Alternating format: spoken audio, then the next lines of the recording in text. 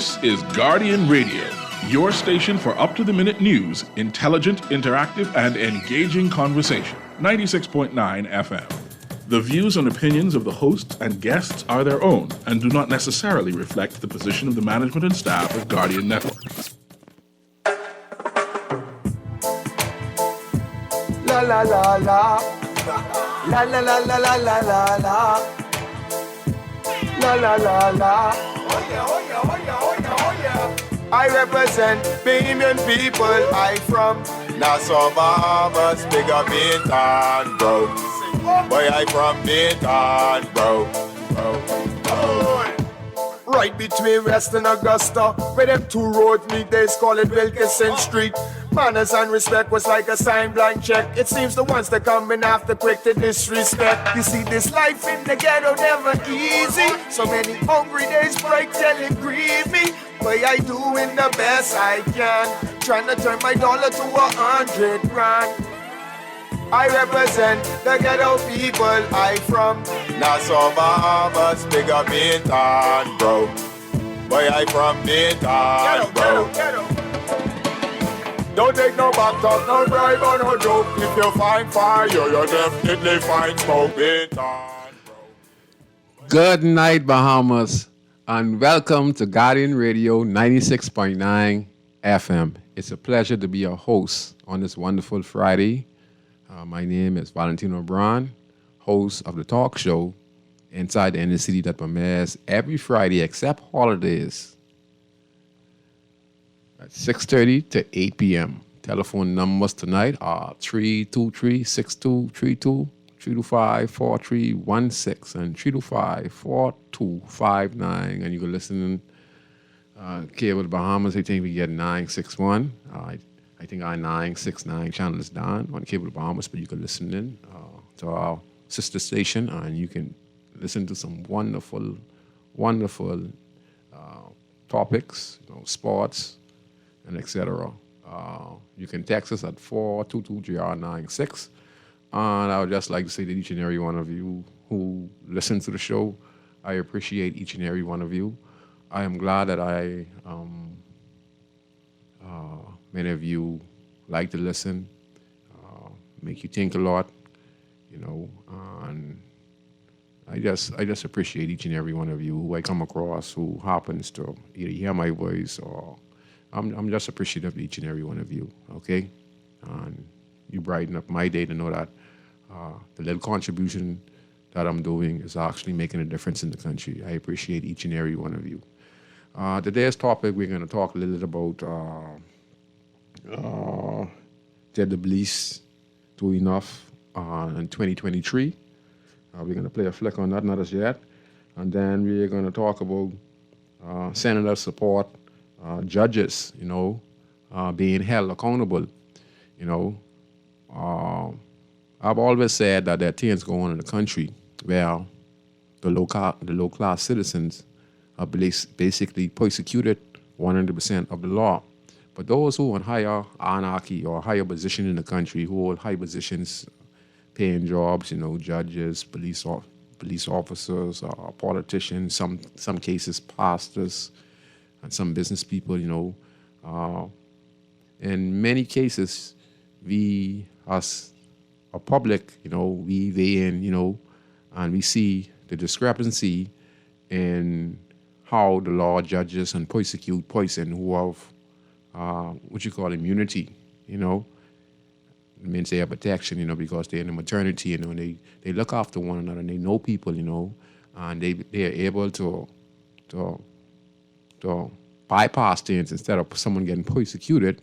What they do, even if the person guilty or not, just because the person has a certain position and they don't want it be known to the general public, they would actually do all they can to bypass the legal procedure, and then this person would not be held accountable, But for the lower class citizen who commit small crime or a little major crime, they are treated with 100% of the law, persecuted 100% by the law. So we see that in the country, and Now we are seeing it where an incident just happened where I think it's a former judge or judge, withheld in someone who gave him funds to purchase some property or real estate, and he has failed yet to give the person back their funds, and person is press charges and et cetera and et cetera. Now it's before the court, but because of his position, I guess he's immune, and it's taking a little while for the person who gave him the money to do the legal procedure has yet to be reimbursed. And now we have the senator, who is saying now that, judges should be held accountable, because these are some of the things that goes on in our country for many, many years. And it only seems that the poor people or those who committing crimes that we see getting marched up on Bay Street, or we call Parliament, we call it the bank lane shuffle. And then, when you're going on the bus, you call the bus the ride at 5, So when you see the bus going up the Forks or up the prison, we call it the ride at 5, and then, the bank lane shuffle. So, yeah. So I just want to give some thanks to some persons who have been my partners over the years who have helped me to become who I am when I was looking for my way to contribute back to the country, because you want to redeem yourself, you want to give back, because you have a heart and you see the wrong that you did in your lifetime. And you're a changed person, you change yourself and you're just a changed person now. So you look at the country and the world from a different perspective, and you want to do everything in your power to help, And I just want to give some thanks to some organizations, some persons over the years that I've worked with. And I think this is the holiday seasons and everyone's going to enjoy themselves. So I just want to give my part as to just to give them a little shout out for the thanks and the many, many years of giving small contributions and believing in me and helping me to make a dream for the community become a reality, which in turn is going to be able to stabilize the community, where we see less unemployment, where we see people up in small business, more educated persons and more successful persons in the community that I reside in. So I'm very thankful. And I want to give the first person who gave me assistance. Many of you might hear this name, but his name is not under Mr. John Start. We call him John Bow. Many years when I was still in the gang and I wanted to find my way, I didn't know what to do, but I just was tired of getting locked up. I was tired of getting shoot out. I was tired of shooting at people. I just was tired, with all the muckerus, I couldn't take it no more. My life was just a living hell. And I wanted to find my way out, but I didn't know how to find my way out. And I was good at basketball, and I said that, if I could probably go into something positive, but how was I going to be able to do that? So anyway, I pondered on the father gave me an insight. He said, just use your skills, and try basketball. Now, I used to sell drugs as well, but at the same time, the police was on me every day. I used to have the police come check me just about every day. So you're making money, and then the police come. So you wasn't making the money you want to make because, you get the police, you're a gangster, so you ain't unstable, up and down, and, just like a curse, all right? Basically, when you're doing wrong and you're doing these things, there's a price to pay, curse, I was just cursed, my luck bad, just bad, So I needed to get out. Having no funds, and trying to do something positive was very difficult because I was a very violent, very, very violent young man. Anyone can tell you, all I was into was violence, okay? All kind of shooting, stabbing, you could name it, every day. So anyway, I was able to remember, I know the boss man, John Stewart, we call him John Bow. He's on Blue Hill Road. His father was Mr. John Bow, and You would always see him on the end of Martin Street or King Street and giving away to all the kids who go to all the primary schools in that vicinity. You know, he'd be getting $5, $10. You know, and I'm talking about hundreds of kids. You know, he'd be out there stocked up at big bag of money. You know, he was a big number man, Mr. Bo, and he always wanted to give back. He used to do it every day. So he giving out like probably $5,000 a day sitting on there to all the kids from Woodcock, C.R. Walker, any children who was wearing uniform, he would give money to. His son is the same way. Many years ago, I went to his son. His son was the first one to sponsor me my trophies. Smallest set of trophies he sponsored me. He also helped me buy my shirt. I asked him, if he could assist me. He knew me as a rough, tough guy on the streets, and he supported me. And that first basketball tournament was the best basketball tournament we ever had in 8th Street. We had the smallest set of trophies, Smallest, I say. These trophies cost less than $300, right? And the shirts, them, cost a little $700. Shirts was more expensive, but, we going with a little small budget because this was my first time. And we had these nice, little, pretty small trophies and runners-up trophies, but we had eats and drinks throughout the tournament. It was like a 2 weeks tournament. First 2 weeks tournament we had, and man, that was crowded. It became a success. So I'd like to say thanks to Mr. John Bow, Mr. John Stott, and up to this day he's having his Christmas dinner, and he's on Blue Hill Road. He is a great human being, and he has contributed greatly, just like his father. And there are so many people goes there to him for help. So these are the people who are really making a difference in the country. So I'd like to give a shout out to my good friend John Stott, or Mr. John Bow, for his community commitment to help any way possible that he can. And he's a millionaire, but he gives back. He do back to school. So thumbs up to Mr. John Bow, John Stott. Hope you have a wonderful Christmas, you and your family. You're a great man. You're a real ambassador of the country. And each and everyone in the community, in the Being a Grandstand community, appreciate you, Mr. Stott. Then I want to give a shout out to my good friend, Miss Elaine Pender, owner of Bamboo Shack. She has numerous locations around the country. I met her about 15 years ago. She's been supporting me for many, many years. She heard my story. She's been supporting me. She helped me paint up a lot of houses in the community of 8th Street free of charge. She helped me start the cleanup program that that I've been doing ever since. Miss Elaine Pender assisted me with the first cleanup in the community. And I told her, there's a lot of abandoned houses and houses need the paint. And she wanted to contribute because she felt the desire, and I was one who inspired her also because, I'm on the ground. She looked at my life story. So she was fascinated by me as well. And she continued to support. And she bought a trailer load of ham and turkey, whole trailer load of groceries. And we just gave out thousands of dollars worth of Christmas items a few years ago, along with the Gems family.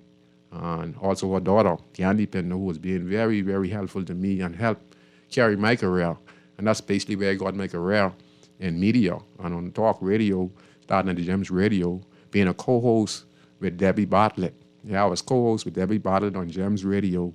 I tell it like it is, okay? And we started a revolution there, so I'd like to give thanks to also Miss Deborah Bartlett. Special thanks to Miss Elaine Pender. She is a great businesswoman. She is a great human being. She just likes to give, and through her dedicated generosity, she has been helping me tremendously in the community over the years, and we're continuing to build. So I'd like to give a shout out to Miss Elaine Pender, owner of Bamboo Shack, and her wonderful, beautiful daughter, Candy Pender, and the whole team at Bamboo Shack. Then I'd like to give a special request to Mr. Antonius Roberts, our most famous artist. I met him about 10 years ago, and this led to me meeting a lot of artists around the country, and this would lead to the Wall of Respect that was spearheaded by Mr. Ed Dorset, Yuli Wogus, and myself, where we have a wall that has the Martin Luther King drawings on it. You have a lot of other artists who did some murals on the wall, and we call it the wall of respect. We have the what's the lady's name? The suffrage movement on the wall as well. On the wall, our heroes and many other persons of renown. And that was the idea of, like I said, Mr. Ed Dorset, Yuli Vogus, the National Art Gallery, and Mr. Antonio Roberts. And the whole idea was to beautify and put murals on the walls of Lewis Street, and then continue to expand it to beautify and make it a tourist attraction. And we're continuing again. Mr. Antonio Roberts opened so many doors for me that I can't even imagine, what he has done for me personally to help my community. And I just want to give a thumbs up to our number one artist in the Bahamas, Mr. Antonio Roberts, for his dedicated support of community development. Also, I'd like to give a shout out to my very good friends, Yuli and Amanda Coulson and Yuli Vogus, husband and wife. They have been supporting me for the last 10 years. They mean a lot to me. Yuli has been on the ground. He is the creator at the Central Bank of Nassau. Amanda Coulson was a talk show host on Guardian Radio. She recently left. She's no longer the director at the National Art Gallery. She now is doing other job description elsewhere, very successful. I'd like to give a shout out to her and her husband, who are being dedicated to help spread the news and help bring assistance and spread the word, bring persons to assist in anything that I'm doing in the community to help beautify or to help develop the community. I'd like to also give a shout out to Yuli Vogus and his beautiful wife, Amanda Coulson. Also, Yuli and Amanda played a very important role of me getting this platform on Guardian Radio. They played a very instrumental role in me having this platform, along with the owner. And I'd like to thank also the former general manager, Mr. Carlton Smith, for his generosity of accepting me as a person with no prior experience on radio to be able to come on one of the nation's leading stations to have a platform to talk about what's happening in the inner city.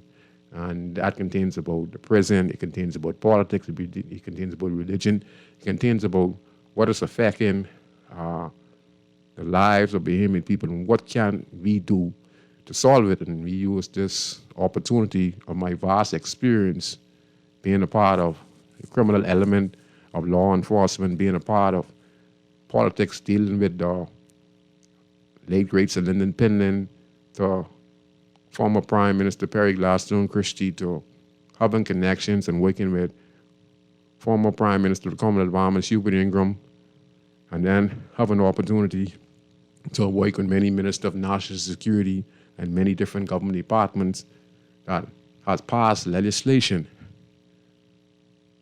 on the most important matters. And I'm talking about how we can help and empower the persons in the inner city. How can we fix their houses? How can we change their lives around? How we can get investments? And so they could have all the tools like building community centers and finding ways we could bring a small business in the community and get rid of dialect vehicles and repair all the rundown homes in the community and et cetera, and to help improve it.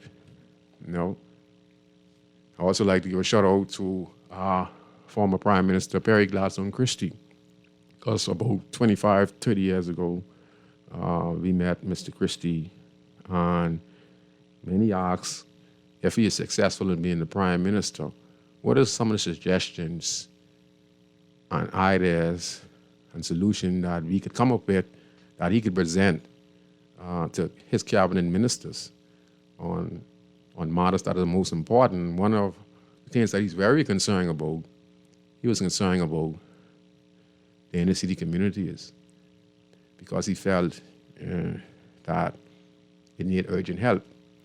Now, I'm not saying this to say, but he did this, even though we don't follow, but we gave him some ideas on what we'd like to see happen. We were talking about the run-on house and the dialect vehicles and et cetera, and et cetera.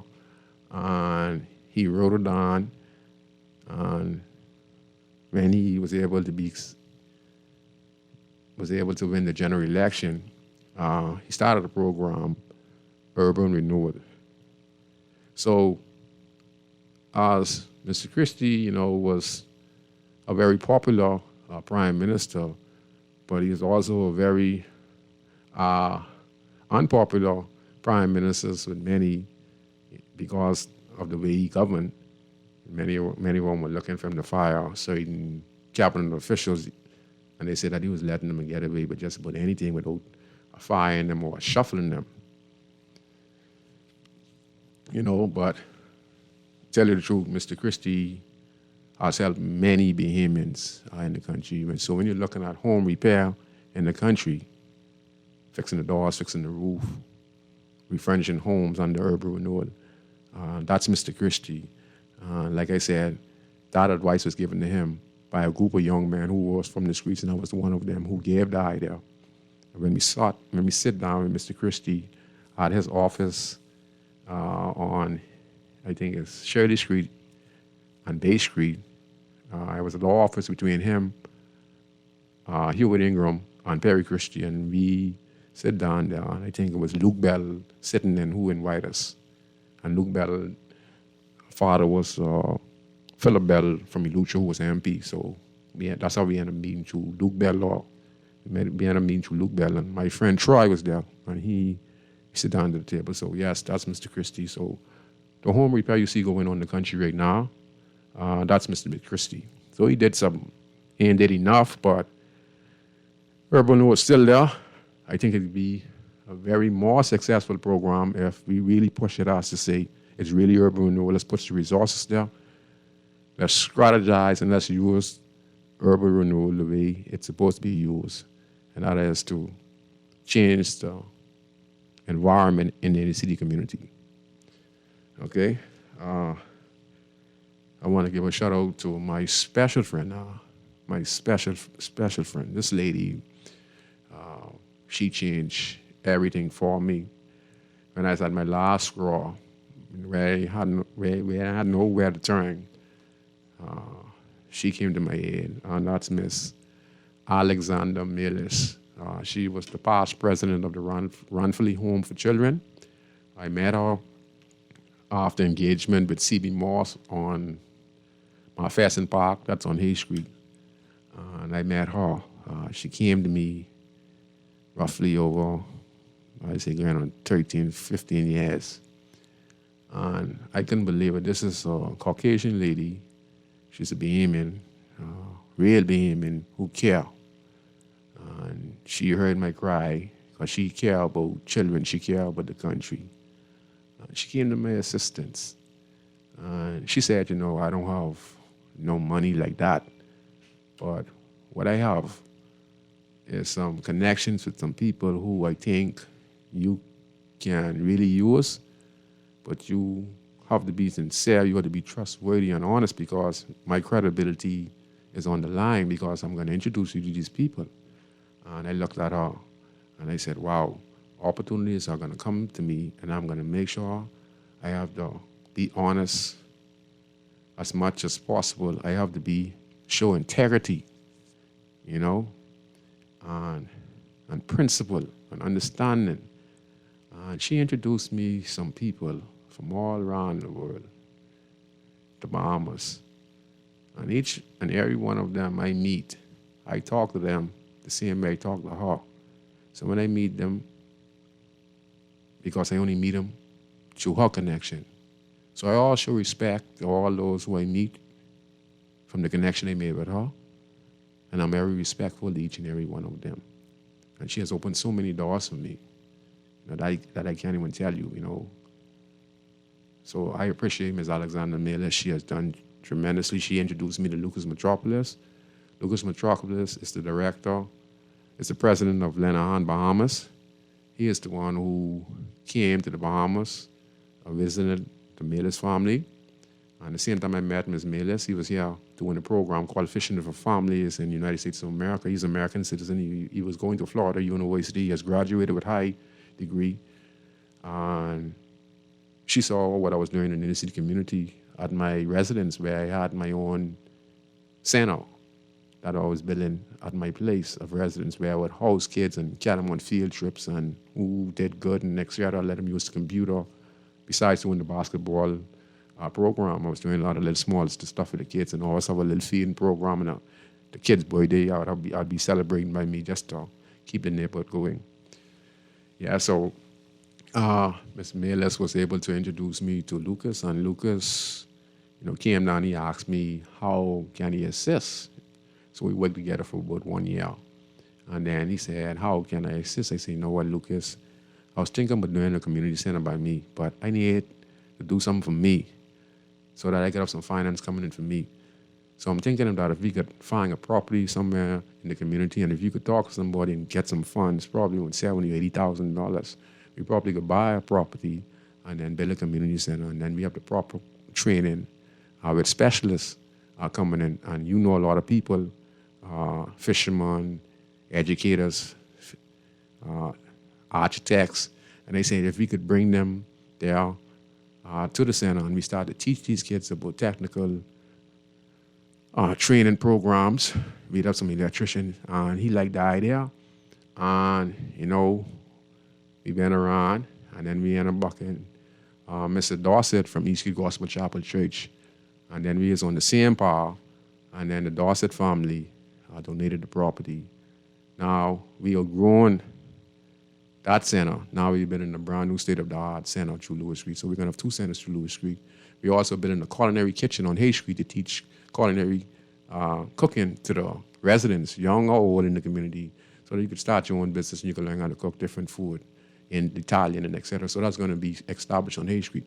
So I want to give a thanks out again to Lucas Metropolis, Ms. Sheila Pritchett, and all this happened from Ms. Alexander Mayles. Meet Ms. Alexander Mayles, it made me met Antonio Roberts. Antonio Roberts met, and it just went down the line. And then I want to give a special request to the Simonettes, Brent and Robin Simonette. I know Mr. Simonette for many, many years. I met him. He sponsored me a few times the basketball tournament. And I never went back to him.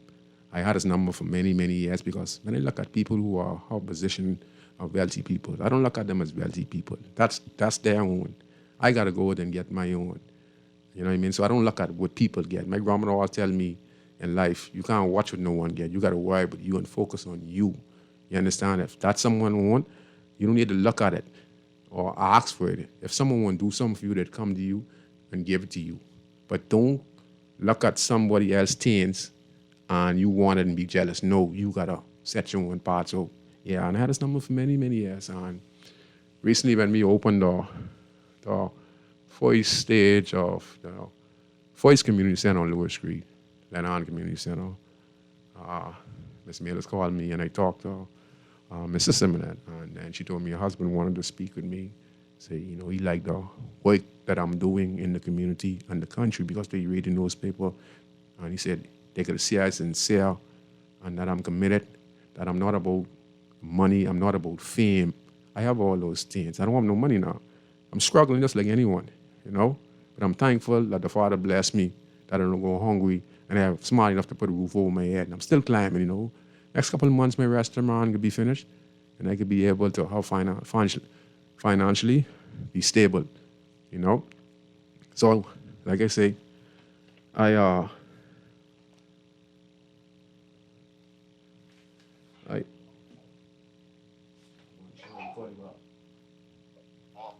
yeah.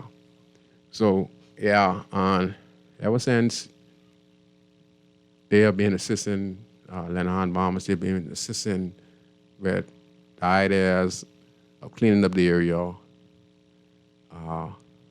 make sure we get rid of all the rats, make sure we get all the dialect vehicles, make sure, yards could get fenced in, building a garden, anything that I'm involved in, they assist me once it makes sense. You understand? Once it makes sense. And you're seeing the progress. If you look at Lewis Street from 10 years ago, there were so many abandoned houses on Lewis Street. You can see we have an urban renewal center. We have We have a new center being built. We have 2 centers being built. We have 3 centers on Lewis Creek. We had numerous abandoned houses. We have 2 more. We only have 2 abandoned houses left on Lewis Creek. All the yards now are getting clean and fencing. And like I said, development is coming to the community. Yeah. So I'd like to give a shout out to Robin Simonet, Mrs. Robin Simonet, and Mr. Brent Simonet for their continuous contribution. And Mr. Simonet has been assisting in the community for over 20 years. He assists Bishop Ferguson of the Big Harvest Community Center through Woods Alley. Mr. Simonet has been assistant for many, many years. And he don't like for no one to even use his name. But why use people's name? Because we live in this country and we don't know what people is do to help, you know. And they like to remain anonymous. So sometimes I just say these things just to put it out there that you could be out there judging people, right? But you don't know where people's heart is. And you got to be able to make a connection to people. I was able to make a connection. And that's through the Father. You understand? He'd open doors for you if you be sincere. He'd open avenues for you. Doors that were closed, he would open for you. You know, that case I had when I was doing all the foolishness when I was young and hurting people and shooting guns and gossiping on people and watching people things and ain't listening to my grandma. When I started to change my life around and be more positive, all kind of things change. My luck ain't so bad no more. I just bad with a woman. But I look like again lucky, you know? Again lucky now, you know? Look like the Father blessed me with a nice young lady. I mean, not saying all ain't nice, you know, but you know how BM ladies, they really rough and tough now. I don't know what we can do to persuade them that, you know, we can be together for 15, 20 years and work on a future plan. I could help you and you could help me. You know, and we could help one another achieve our goal. There's female don't even look at the future. You know, it's now. And why am I the guy saying, man, I baby building my house, you know, in 5 years, you know, you ain't got to pay no rent. You know, we could open one small business. And all that, they want what they could get now. And yes, guess what? They leave that person and still going and paying rent, and they still ain't get nowhere. You got to learn the way to get. So our female's kind of difficult. And then we have some lousy man who ain't have no plan. So it's vice versa. Yeah. So again, I'd like to give a shout out to the Simonets for their continued support. We're going to have a very beautiful community in Lewis Street, H Street, and Taylor Street. Okay? I want people to understand that. In order to get rid of the crime problem in our community, you have to come up with a solution and a plan. And Mr. Simonet don't only support me because I have a plan, you know. You think they support me if I didn't have a plan? I'm doing the plan, you know. You understand? And support means not coming to me and dumping out. No. Even doing community garden, we like to work on that. I get a budget for that. Yeah, I do that. And we need to clean this yard, yeah? Like that. That's how it works. You see? And that's progress. You know? And that's the kind of connection the Father and God made that. That's how I met Ms. Alexander. So to all y'all out there, if you change your ways, right? A lot of doors will open for you. You understand? But if you continue to belittle people, to gossip against people, have bad intentions, and keep back, and how, you know, whatever it is, you're not gonna get nowhere like that. Watching people, talking with people. Why is you watching and talking with people and people are getting somewhere in life? They building their house. They get a bank account. Why is you watching them and saying things with people and you using your energy? They're using the energy to get what they want so they can live good. And that's why a lot of us ain't getting nowhere in life. Anyway, my last one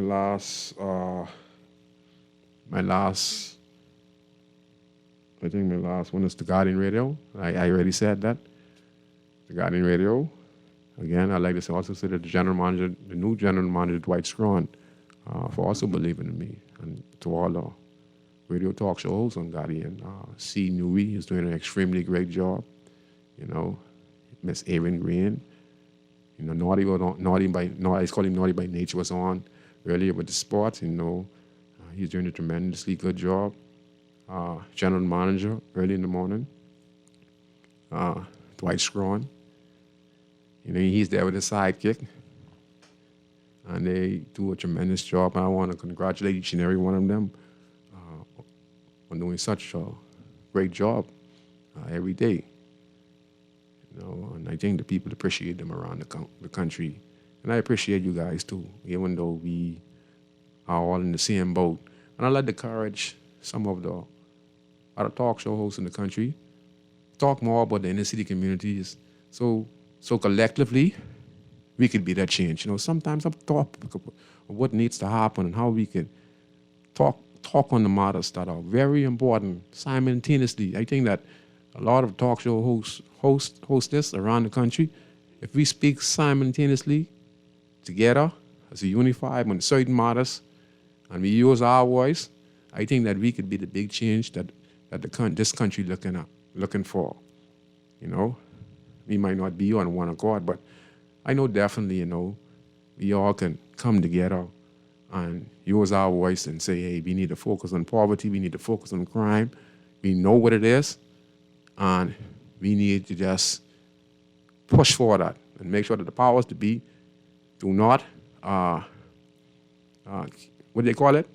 Cancel and review. Review and then cancel. We need a continuous solution that we continue where PLP or FNM comes in. We're going to take this one call. Go ahead, caller. You're on Inside the City. Stream, browse, and play with up to 1 gig speed. That's the caller? We cover 80%. Caller, I think you have something that is playing. Yeah. Last but least, I would like to give a special request to Lady Sharon Wilson, the wife of Sir Frankie Wilson. Yes, the wife of Sir Frankie Wilson. Me and Miss Wilson did some work 15 years ago. She was the women's branch chair lady. At that time, she requested me to be in attendance to get some ideas on what she could present to the PLP branch team at the time that they can use going into the general election as their priority.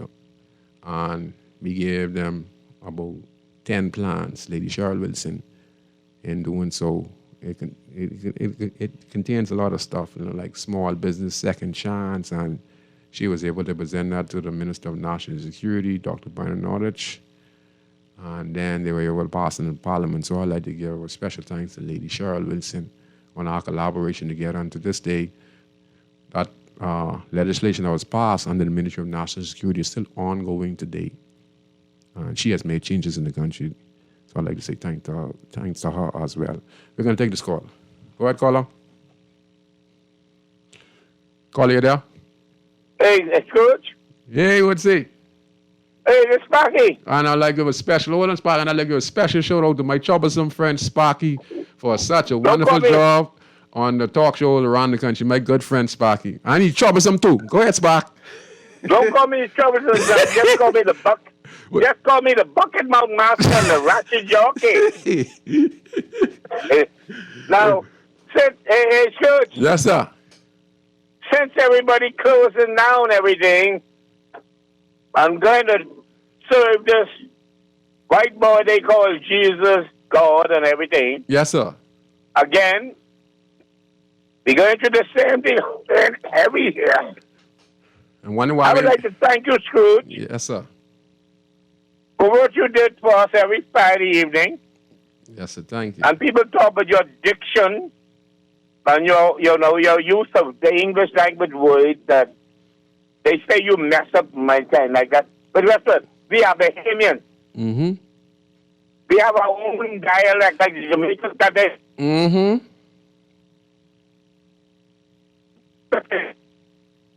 how to pronounce his THs and all them things.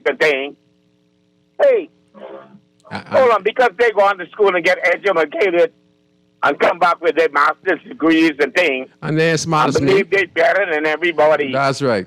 And at the end of the day, when everybody live in that doggone graveyard, church, Whether you're Prime Minister, Kings, Queens, what? When you lay in a graveyard, there's nobody higher than nobody. That's right, sir. You know what I'm saying, Scrooge? So Yes. Scrooge, I am winding down. Mm-hmm. I just went down. I paid off everything, Scrooge. Sparky paid off everybody you owe this year. Oh, yes. Except the mortgage corporation, I still over mortgage. All right. Light bill paid, liquor bill paid, water bill paid, Tukuchi bill paid, everybody paid. Sparky, come on, man. Sparky 72, Hold man. on, Scrooge. Go ahead, buddy.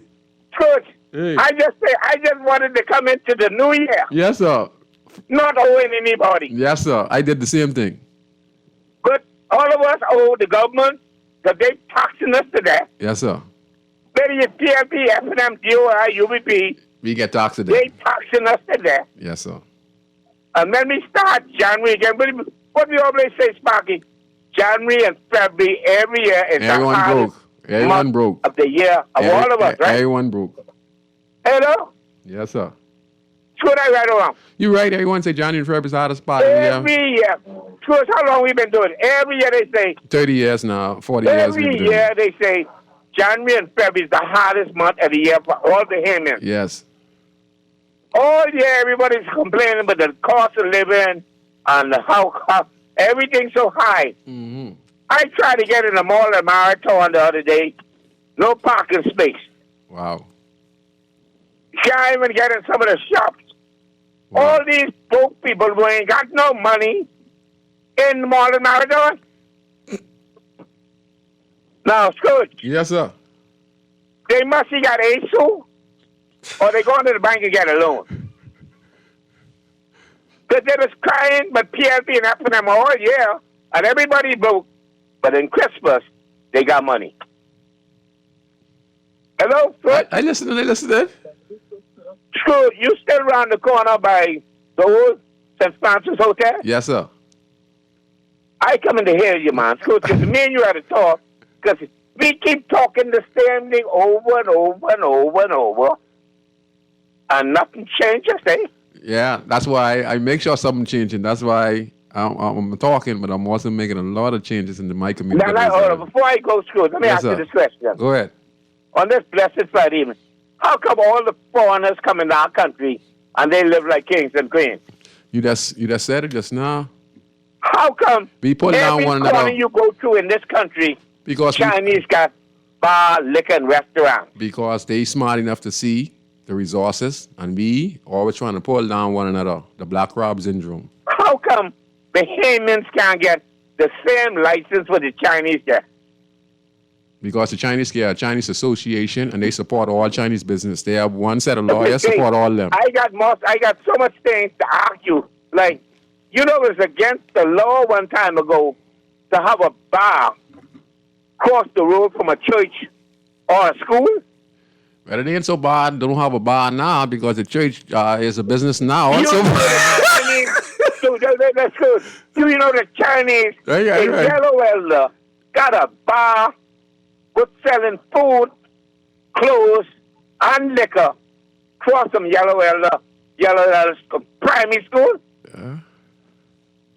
At least they were smart enough, eh? Good. They had So, like- listen to me. Hey. You know, I go in there because I think my little Guinness and things. I go in there, and the woman bringing her little child in the Chinese bar with the uniform Mm-hmm. to order collect for her Mm-hmm. and order Chinese food for the child in the child uniform. See, I guess the So restaurant. where you see the problem start? The problem starts right in the home. Yes. The woman with her little daughter in the doggone school uniform In the bar. in a Chinese bar ordering the food for the child and ordering collect for her. And there's a law against that, and you should be brought up on charges for neglect. Now, let me ask you a question before I go. How you think the Chinese get these licenses? You see, Sparky. Underneath the table, That's they're a it. politician. They have a I gotta go. Yeah, so thank you very much. I gotta talk real quick. Sparky made some good points. That's the Chinese Association. We have the Indians Association. We have the Life-Key Association. If you remember a few years back, when Hubert Minnis was the Prime Minister of the Commonwealth of the Bahamas. He made a statement where he's going to tax rich people with life of key.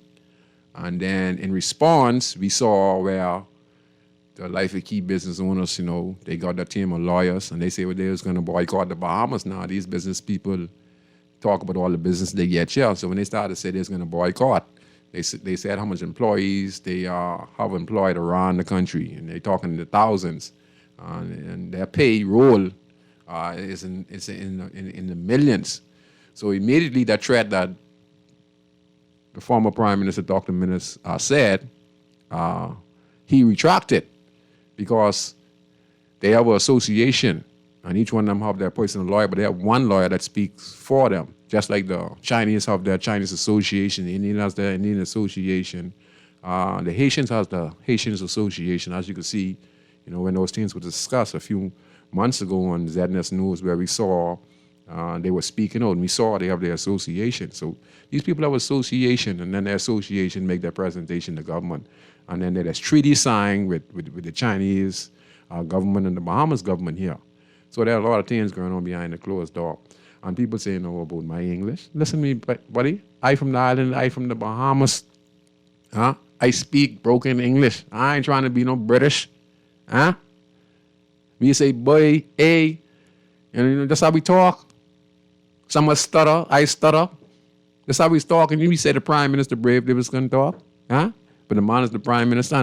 And if they say I can't talk, at least they can say one thing. I'm a very, very smart and educated young man. You understand? You can't come around me, and I'm a doer.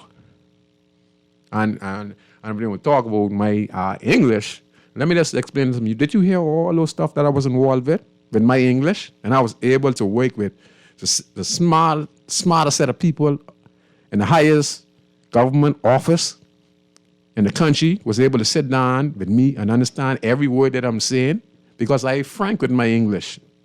I ain't coming to using these big words.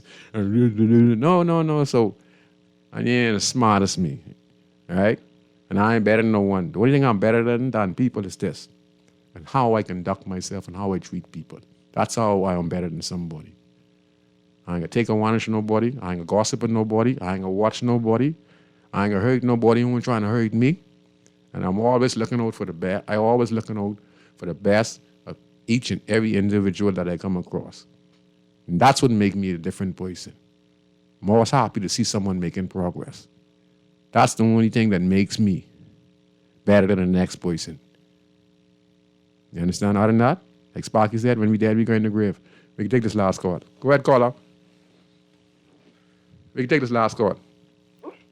Go ahead, caller. Hey, Scrooge. Hey, a pleasant good evening to you. And listen, I want to commend you for, being on the radio. Like, I do remember when you came on, and of course you hatcheted the Queen's English. But the message, the message was clear and yes, plain. Sir. Go ahead, the Bible sir. says that God takes sometimes the simple things of the world to confound the wise. Yes, sir. And I noticed, listen, as somebody who perhaps is a bit older than you, yes, sir, I want to commend you that always give God the praise yes, and the sir. glory. Okay? Yes, sir. Okay? Yes, Just sir. remember where you were. Yes, sir. Have a grateful heart. Yes, like sir. how you have been thanking those individuals. Yes, sir. Jesus said when he healed the 10 lepers, yes, sir. only one turned back. Wow. One turned back to say thanks. Wow. So always be thankful. Yes, because sir. a thankful heart is a grateful heart. And I'm very thankful, sir. And the Bible says, trust in the Lord with all your heart. That's right. Lean not upon your own. That's right. In all your ways, acknowledge him, and Yes, God sir. will direct your path. Yes. And it doesn't matter if you went what kind of education that you didn't get.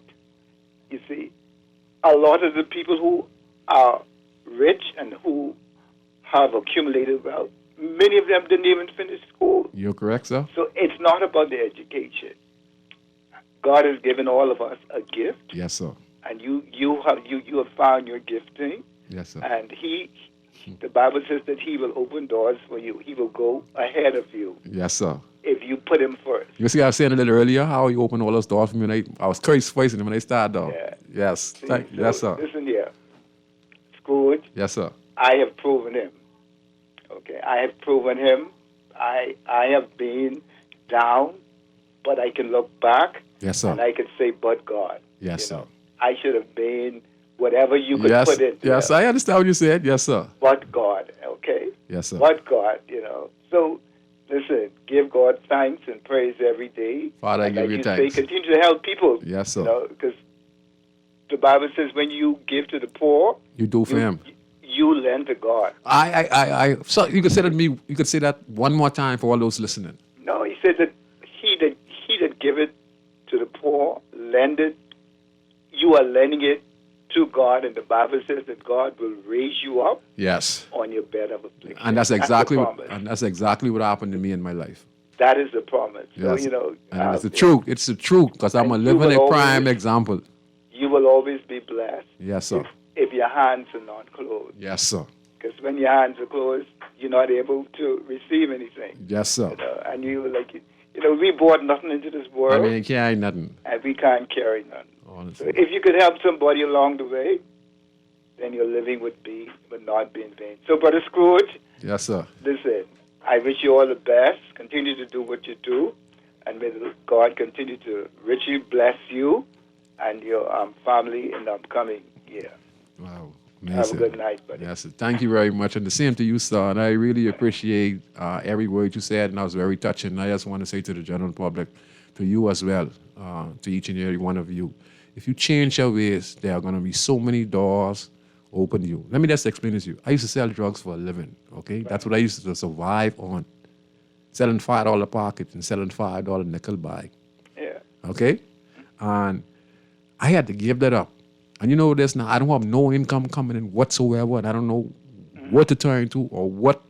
And then when I stop it, I couldn't even hustle $1. And Right. everyone started to say, and he fall up, and Yeah. that's good for him, man. And I trying to find my way, and eventually, the door just started to open. Right. You know, so See, yes, sir. because, Scrooge, the Bible, and I always go back to the Bible. Don't mind what Sparky say. The word of God is true. It's proven. Yes, it is true. Man will look on the outside. But then, They will judge you by looking on the outside. But see, God saw your heart. Yes, he sir. knew you wanted to change. yes, sir. Okay, and so he knew what was in you. And so he began to open and put some people in place. You see, Yes, sir. you don't need a whole lot of people. No, sir. You just need one person. That's to all. open the door. That's all. You say one lady, Miss Alexander You Millis. see, One God, woman. He when there's a story in the Bible when Nehemiah wanted to rebuild the walls back home. He just got a letter from the king, Yes, sir. and that letter was he was just able to pass whatever he wanted. Yes, sir. He got. Wow. So you don't need a whole lot of people. No. God, you just need He can the send you. right person That's right. to do that for you, buddy. Thank you Okay. very much. Yes, sir.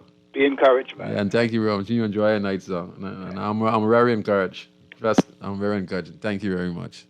We're going to take this last call. Go ahead, caller. You're on Inside in the City on Guardian Radio 96.9 FM. Are they there? I guess they left. Hello. Hey, what's up?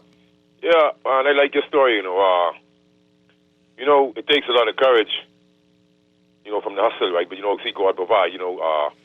Simple things we have to learn how to deal with, right, Scoochie? Like just the other day, we had a lot of high winds, right? Yeah. The metal tin, we was getting ready to do some repairs on the tank, the septic tank. I had some sheet of the corrugated tin roof, right? The breeze, I was opening the gate, and I had my back turned, right? And the breeze, you don't believe it, the breeze blow it, right? Yeah. And it just missed my little bony face, right? Wow. Scoochie, I think I had to give thanks, right? Yeah. Because I didn't even see it coming, right? What? So I had the gate open, right? It landed and hit the gate because the gate a little taller than me. That's the guardian angel. Yeah, so you understand? So, but I saw faith in God, so I don't know, I don't think Sparky would have said anything against the word of God, but Scoozy, between the word of God, listen to me. When me and you read the scriptures, right, Scoozy? Hey. True meditation and true God, be wise and street smart and book smart, right? So what happens is now we are able to discern. So a mind, a thinking mind, a meditating mind can always discern truth from lies, separate truth from lies, Scoozy. You understand what I'm saying? Yeah. People could say one thing to you, but you could observe the next. I could say something, you could know whether it's truthful, aphorism, you could dissect or it. whatever. You understand what I'm saying? So it's not about the big words. To me, right, Scoozy, me and you in the same boat, I fight against the status quo for those in the know. You know that, Scoozy. Yeah. I'm not intimidated by the degrees with no temperatures, PhD, whatever degree, and I respect some of them, but I've seen people with PhD spew garbage. I've seen people with master's degrees spew garbage.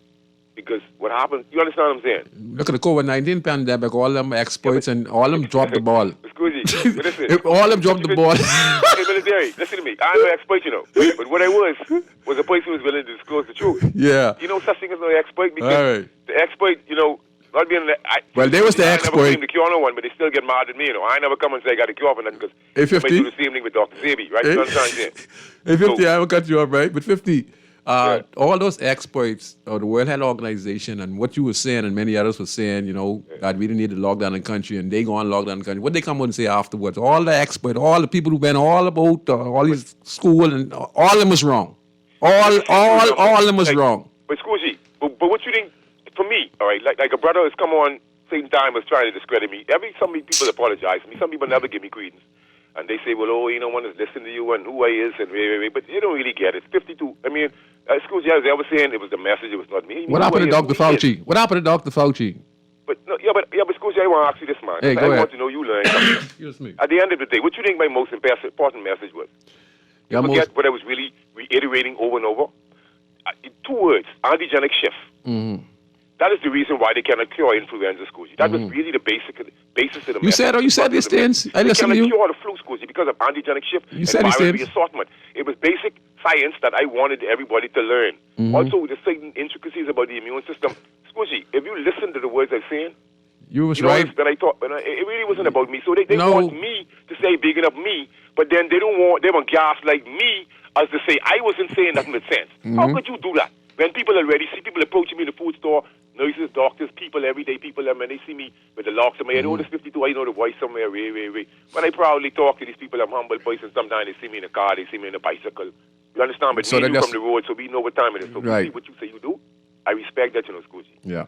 But let the people know that it ain't worrying them coming by people's houses in the inner city with the youth, them with the big gun, them killing the people, them, and running up the people, them, and carrying on like, everyone is this person and that person. Man, the person in charge for murder. You going on a warrant, you going on a hearsay, and on top of that, right, people are saying the people moving funds while they searching. So put the cameras on their hand and on their eyes. That's a better body cam. You can't come in people's house without cameras. Suppose someone home by themselves.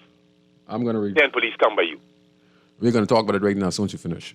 Yeah, but bless up anyhow. But in trouble. Another thing, Scoozy. I'd like to touch on this, Sparky. You know the sense the taxes increased, they've been treating us worse? Like, all right, you buying stuff for your children, you're buying stuff for you. Scoozy, when I see the amount of price they pay on one jacket they buy, right? I say, you think that's right, man? They give the government all this money for one jacket. They collecting money from me every minute now because they get children. I spending this money, but I ain't getting no reciprocity, Scoozy. Scoozy, they push my mother-in-law in the corner. They push my mother-in-law in the corner in the hospital in the wheelchair and let her dead, man. They didn't start paying attention until she started vomiting, man. The woman had a heart problem, brother. Wow. They sit right there and had the woman go on jail. All the children, even my grandson growing up without a grandchild, man, right now. My mother them dead. You had one grandmother live. I look at this little youth. Man, you know this to go around the Grammy for Scoozy. Oh. Scoozy, I can send you a picture of my little youth and my little daughter. I can send them to one boy and you can send them to you, yeah? So you can see what they're up against. I love my children more than anything else in this world, bitch. Bless them. Thank you very much. 52.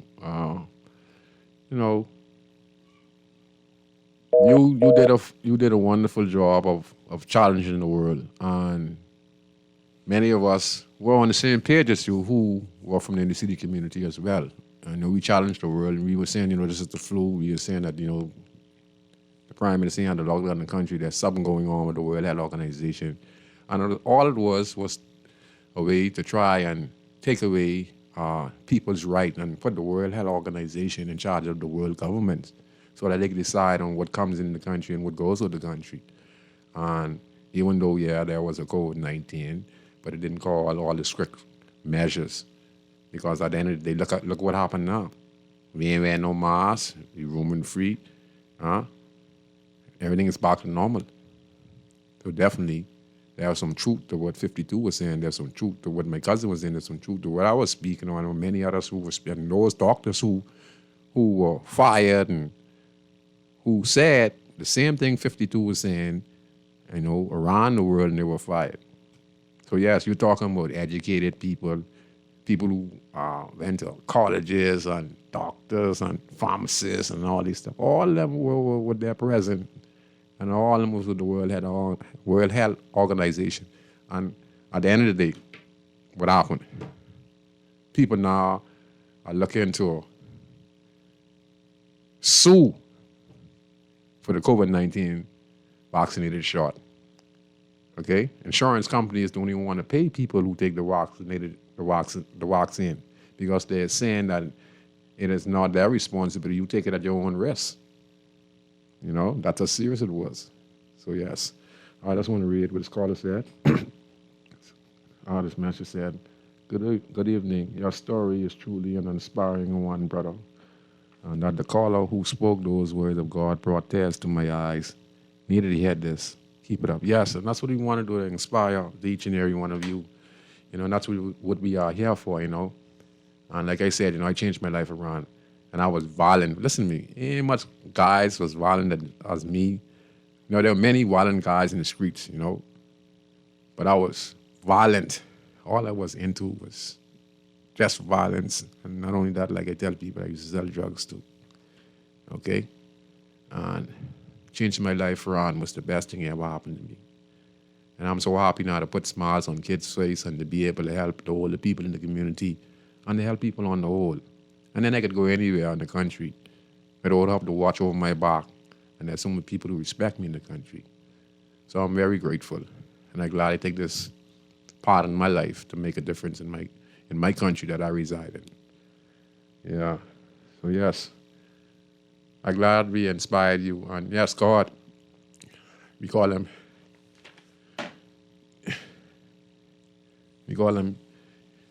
Yahweh, and we call Jesus Yahshua.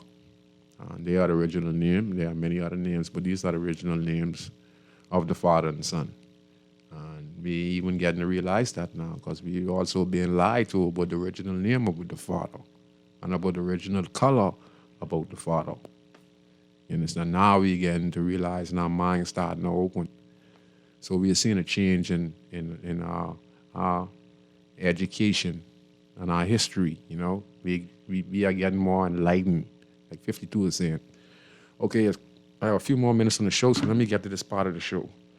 50 talk about the beliefs and claiming that sometimes that when they go to a person's house in the inner city community and when they go inside, sometimes they don't have search warrant, they just boldly go in. And in cases, things go missing, and there's no justice. It goes unnoticed. But anyway, let me play this clip. Ali, we can play the clip if we still get it there, because we can play this one. And then we can start the show with that. And based on eyewitness news records, the country would have recorded 100 homicides, with the most recent one taking place on Saturday past, involving a 24-year-old male who was shot multiple times outside a local bar on Village Road. While police would have also noted back in August that they would have seen an uptick in sex crimes, today we went to the public to get their feedback on crime solutions. The government and the police are doing the best they can do under the circumstances, in all fairness. If others could do it better, they should get in the fray. Most say plenty of things, but those who are involved in fighting crime and so forth, they go through a lot of stuff. They're doing a very good job, and I celebrate the job that they're doing. I want to say that if we're going to put focus on any aspect of the society as it relates to crime, the family unit is where we need to put the focus, not in terms of blame, but in terms of empowerment. Earlier this year, the Commissioner of Police rolled out a robust policing plan, which include the revitalization of community policing, a zero-tolerance approach for minor and major crimes, along with the expansion of police capacity. Notably, saturation patrol was a key crime tactic for the police this year. That can work as I live in the West, and for that area, I've been seeing a lot of police on patrol. So that can work. That is a good idea that he came up with. Saturation patrol work, okay? And so that's another medicine that can be used to help deal with the ailment of crime, okay? Again, they're doing the best they can. You were able to see teams in different neighborhoods. You were able to see police officers focus on what have been identified as hot areas. I want to celebrate that initiative. The top cop has gone on record to say tackling the issue of crime isn't just a police issue. However, it's a community effort. And these residents agree. We all ought to be on board. This is our country. Let us all form hands together, collectively. Let us fight crime. The police can, in of itself, deal with crime. Policing is by consent of the population. And so it's becoming all of us be mindful that it takes the collective effort need to fight crime. So we have people commit crime, small crime, petty crime, and they hide them away. Why hide them? Because they're going to do a bigger crime. So if you know somebody that did a crime, let the police know, let the authorities know. Because one thing leads to the next. Laurencia Smith, Eyewitness News. Yeah, listening, first, let me just say this. To me, we need the police in the country, They are very important because, we're always going to have serious offenses. We're going to always have people break the law regardless of how much training or how much programs we put in place. There are just certain people, for certain reason, will commit rape, will commit murder, will commit some type of heinous crimes. Our job as a society is to bring that mindset of people to a low level. So we don't need to have 100 sexual predators in Nassau. We can have programs in place where we reduce that tremendously and make it more likely to have so many predators on the road to cause so much harm to our country. You understand? So, boy.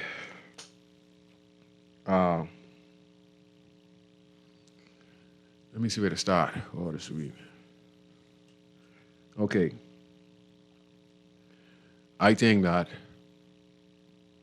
the police itself, are essential, because they got to be by the courts. When we have events, they have to be on the streets, like the caller was saying, hot spots and etc. And then we have people who commit heinous crimes and repeated offenders who come to prison, and they go in a particular spot, and we call those spot hot spot, because where these young guys go, trouble follow. Wherever they go, there will be death and destruction.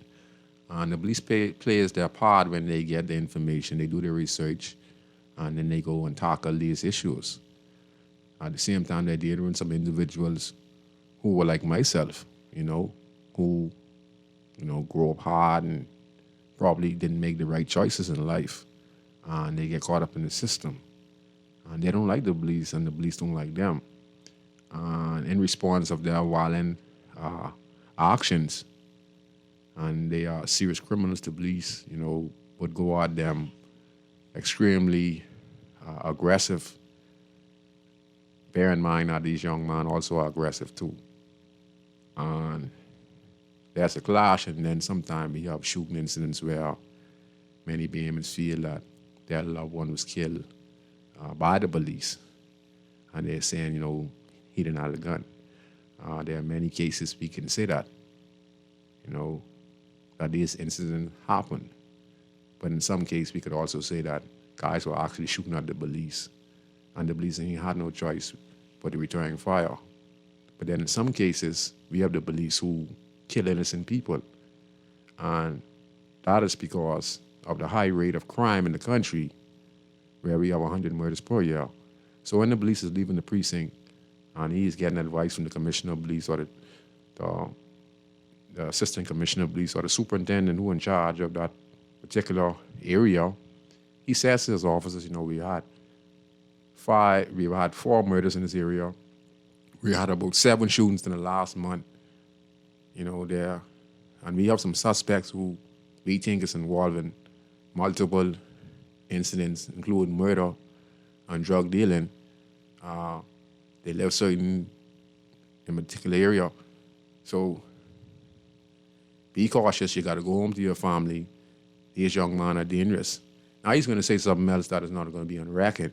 He's going to say things like, hey, shoot first and don't ask no question. He's going to say this is off the record. This is what the officer is going to discuss to his officers with no presence of media.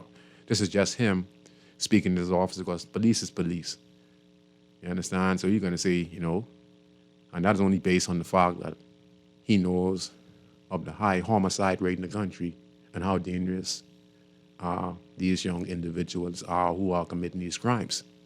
And then on the other end, we have some rogue police officers who themselves, when they go to the same criminal houses, at-risk young men, and when they go on these houses, they find money, they find phones, they find other stuff, and it goes missing. Sometimes drugs, and it goes missing.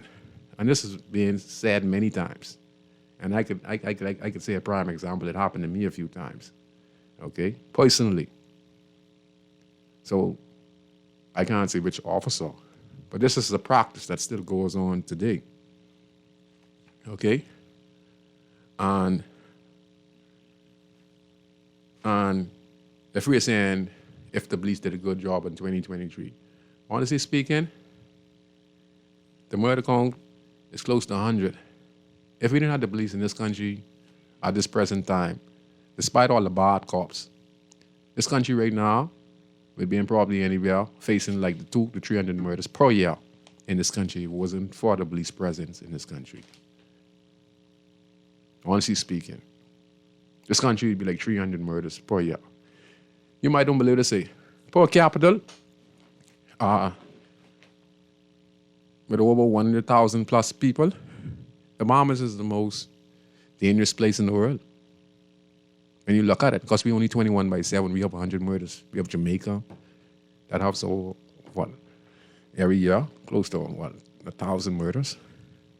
Dominican Republic, and places like that, murders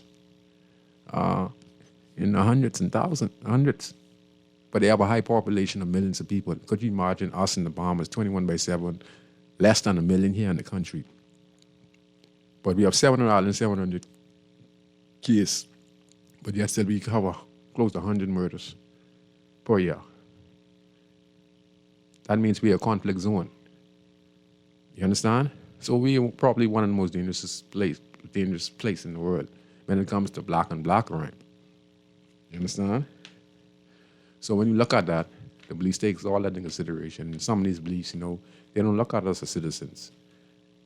The police is a maternity, and when they leave from the police precinct, they enforce their authority, and sometimes they abuse their authority. And like I say, they go to houses sometimes and they remove stuff, and then some of them steal. Honestly speaking, some of them steal citizen stuff when they go and search their house. I can't say who officer or what officer, but this happens, and there are many reports about it happening in the city communities. So to say, if the police did a good job in 2023, I think they have taken over close to 300 guns off the streets. If the police wasn't able to take 300 guns off the streets, those same 300 guns would have been equivalent to adding up the 300 murders. You understand? So those same guns that the police end up taking off the streets in car stops, or when they searching somebody, when you hear where the police pull over a car and they end up finding a 9mm and a next pistol. Those persons in the car was going to a nightclub or they was going to somewhere, a party, or going by their girlfriend. And if anyone mess with them, they can lay off it. So, in essence, they reduce crime. And if you ask me if they did a good job in 2023, I would say, yeah, based on getting those guns off the streets, they reduce crime. All right? But like I said, there's some improvement that needs to happen. You know, we have some unjustifiable killings that going on that we know as citizens, and even the police know, but they're never going to admit it. You understand? Because it's against their policy. They have to keep the system in place, whether it's right or wrong.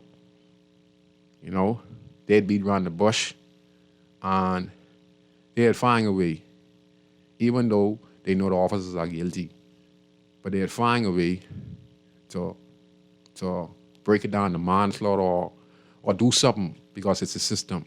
So suing the system, so if these police get bring guilty and you sue them, you're suing the government, so it comes with the treasury.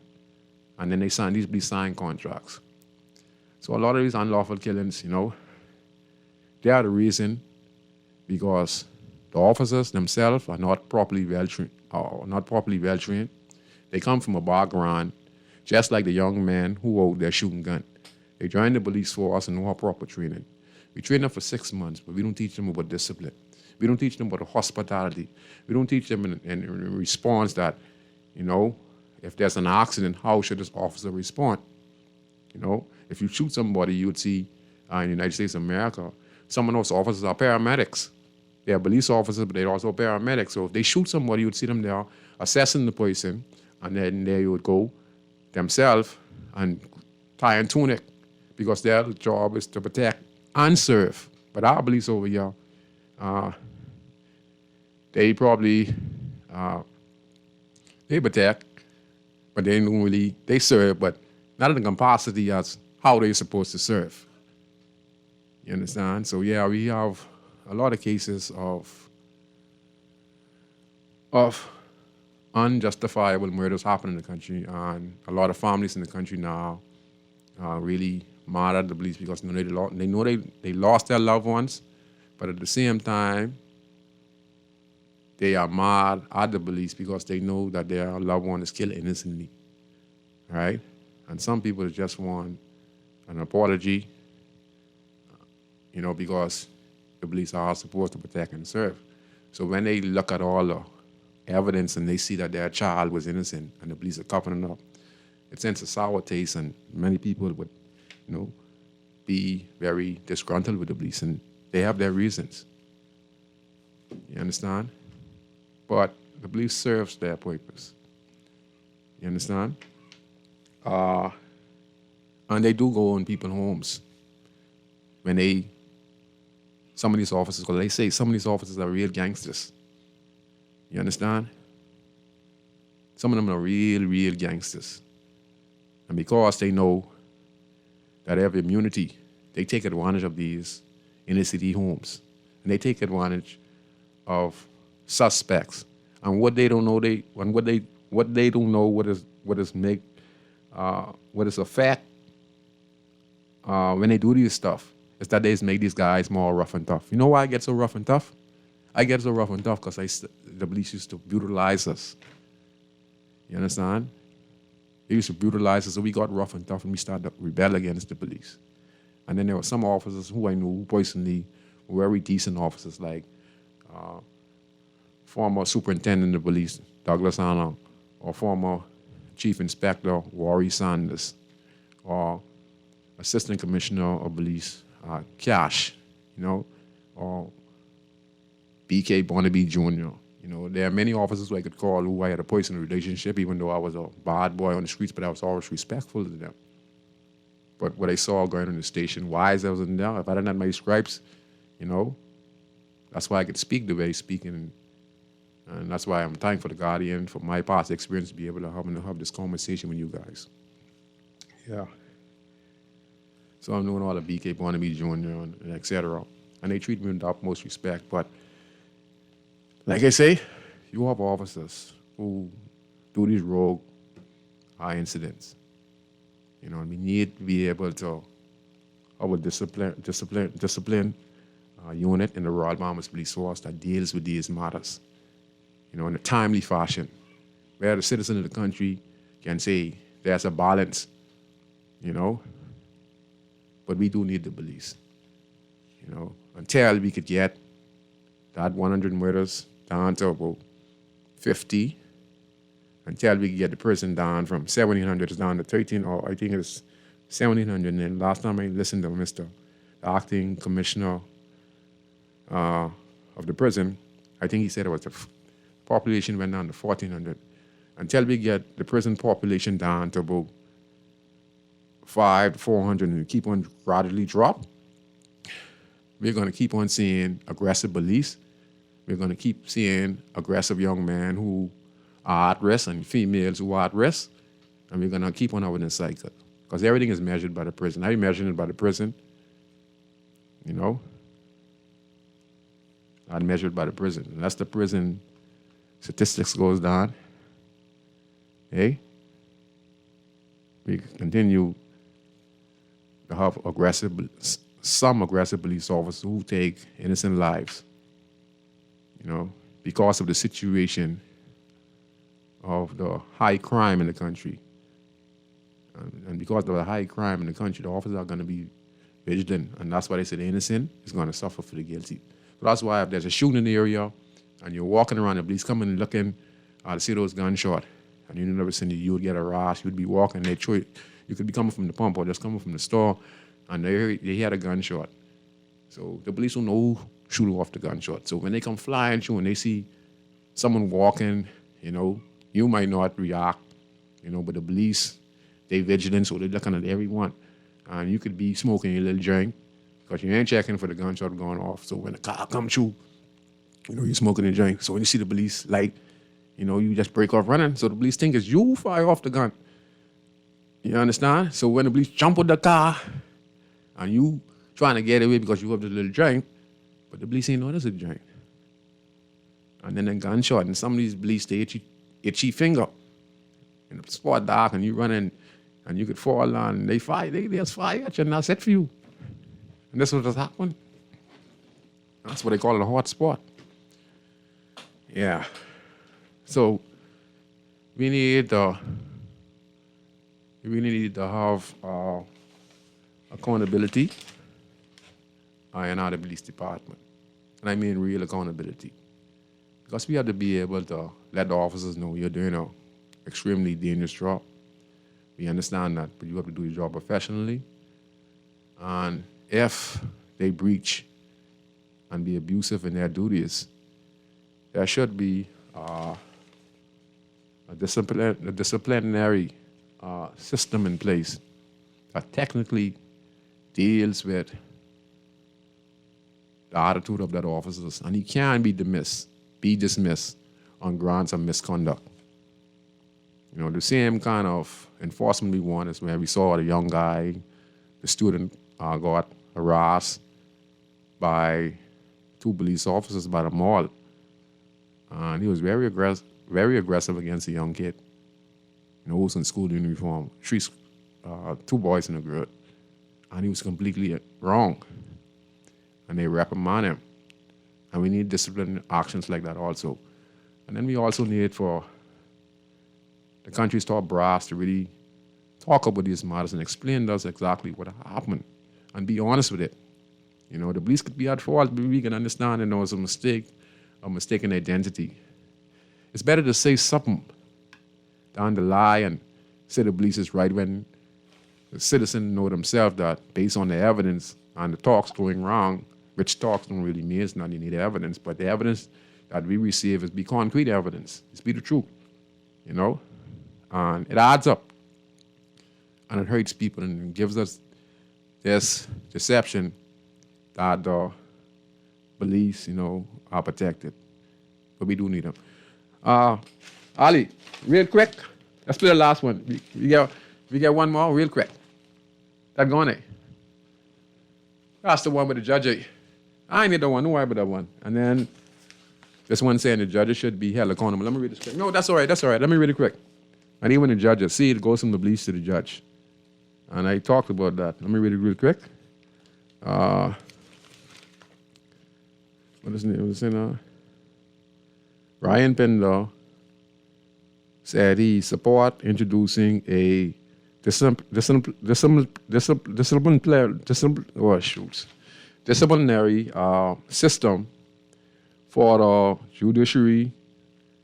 Judges should be held accountable for misconduct like everyone else. His comments in the Senate yesterday came after Senator Michael Barnett Ellis called for a system where formal complaints can be made against judges. There are mistakes in the law which can be applied, and there is behavior which is inappropriate and impacts the confidence in the justice system, and that trust needs to be addressed. Now, there were reports of a certain judge,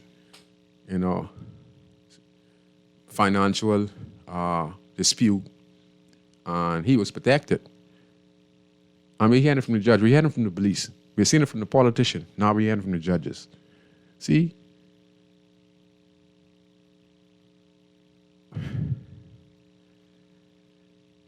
If the judge can do something wrong and he is protected, right? That is not true democracy. Because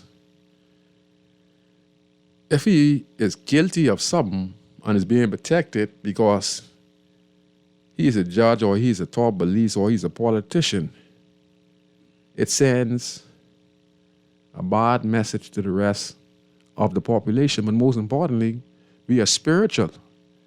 This disrupts the whole fabric now. You might think you might be getting away with it, right? In the flesh and blood. But spiritually, and the manifestation, you're destroying the country, you're bringing corruption. So that's why so much corruption is in our government. Because we're protecting people in these positions of judge and police and this and that and politics. And yet still we persecuting the poor. We persecuting those who are committing crime on the lower level. But when up to the hierarchy, they are protected. And it's wrong. And this kind of stuff that we need to address in order to have a better country. And that's why I always talk about the invisible stuff. Now we've seen a judge. You see? And he's protected. So, yeah. So I just want to say to each and every one of you, just change your mindset. If you open up your heart to the Father and you really, really change your way of thought, stop believing in that gossip. All right? That gossip is the worst thing in the world. Go read the Bible. Talk about people. You understand? Change your ways and stop watching people's business or watch what people doing, Watch what you do and try to better yourself, And if you do so and you start to change your mind, the Father will line you up with people who you never expect to come and help you on your journey. You understand? So I just like to say to each and every one of you, a very wonderful night. I'd like to say again to my friend Sparky and crew, did a wonderful job. 52, all the different callers. I'd like to give a shout out to my friend Kelsey Lundy, a.k.a. Scrooge. Now, many people has called me Scrooge. My actual name is Scoochie, okay? And a European gave me the name Scrooge, but the original Scrooge is my friend Kelsey Lundy. He was the former leader of the former gang, Rebellion Raiders, and we are good friends now. He resides in Ross and Gibbs Corner. He has a wonderful wife named Melissa. Their bar and restaurant is open tonight. You can also go and enjoy yourself on Gibbs Corner. It's a wonderful restaurant and bar. And I'd like to give a shout out to him and his wife. And we become good friends. And he was my enemy. And now both of us were leaders. And now we are the best friends. So His name is Scrooge, Kelsey Lundy. My name is actually Valentino Brown Scoochie, but they call me Scrooge. I have so much name. I have MP, Mayor, Daddy, man, Tree Moog. So I have many different names. You take this last call? Caller, you could do it real quick. Go ahead, caller. They there? Go ahead, caller. I guess they left. And so my cousin, Randy Hanna, I was trying to remember, Pastor Randy Hanna on East Street. I want to say a special good night to you as well, my cousin, Randy Hanna. All right, let me see what else I can say before I go. And again, my good friend, John Stewart, known as John Bow, who always giving back on Market, Blue Hill Road, on Martin Street, Mr. John Bow, for the many years of support what he has been doing for me and the community. What else? And I think that's it for the night. You get his call? Let me see if I get his call real quick. Caller, you can make it real quick. Sparky call in last call. Yeah, you got to make it quick, Sparky, all the time. Man. Get me in there. Okay, Harry, go ahead, Spark. Hey, move. Go ahead, you got to make it quick, Spark. That's Scrooge? Yeah, go ahead, real quick. Okay, Scrooge. Merry Christmas to you, the family. Merry New Year. Sparky is the last caller for the year. May the no-ball Valley boys stop the Saxons. No, what? All right, good. Look at. Leave the one family alone. Leave us one family alone, eh? Don't you... Leave us one family alone yet. Put it on the Saxon. Don't worry about Darren. Darren is my nephew. All right, okay. Now, hold on. I took the Valley boys first bat in 1958. Yes, sir. 1958. Okay. 65 years. We coming out of New York with all of my mother. Yes, sir. Let me tell you something. Tell Willa. Powder. The Scrooge. Look at it. I am sick of it. Should be against the law. The Willa come out basically with the same crowd every year. Yeah. Now, hold on. Willa, tell Willa, we sick and tired of the king. We sick and tired of the queen and the king. We have African people from Africa. We are sick and tired of the white kings and queens. Yes, sir. Tell Willa, take that crown off your head now. Thank you. Tell Willa, take it back to Africa. Okay. No crown. Willa. Boy, bigger. Stop it. Thank you very much, Sparky. And you yourself enjoy. Hey, it's good. Hey. I come in now by you soon. Okay, then. I'll be waiting on you. Let's say it like that. Look, all of them, see, the problem at Jockadoo, you know the problem at Jockadoo? Hey. All the judges is volleyball, is Saxons. all the judges in Jockadoo is Saxons. Mm. That's why the volleyball is on cabin. Yes, sir. Thank you very much, Sparky. Everybody, all the judges is Saxons. Yes, sir. Thanks very much. The Prime Minister is a volleyball. What happened to Minister? The former Prime Minister was a Saxon? Minutes? Yeah. Minutes? They got it in the back line ringing the bell. You got him, mom. Minutes in the back line ringing the bell. The Saxon in the back line. I know they put minutes way in the back line. Okay. These guys would ring bells. I know the whole line from sliding them right down. Okay. I know, boy. I know. I took the volleyball first battle in 1958. But I know everybody from the Saxons, from Willa straight to the back line. Thank you very much. I completely out of time, man, Sparky. I really appreciate you, man. Willa, don't come to make sure that crowd again now. Okay, sir. Enjoy. Let me ask you, Scrooge, you ain't tired of seeing Willa in the crowd? See you later. Okay, Sparky. I want to, and I was talking with John real quick. I completely out of time, and Sparky's up on the show.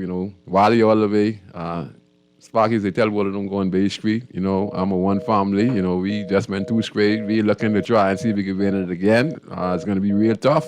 So I want to encourage each and every Jungle group, the one family, the Saxon, the Roots, and all those groups to give it your best and just to the best teams that put in the best performance. And enjoy the holidays, and we'll see you next week on Garden Radio 96.9 FM. Thank you, everyone who listened, and enjoy the holidays and be safe. Good night, everybody.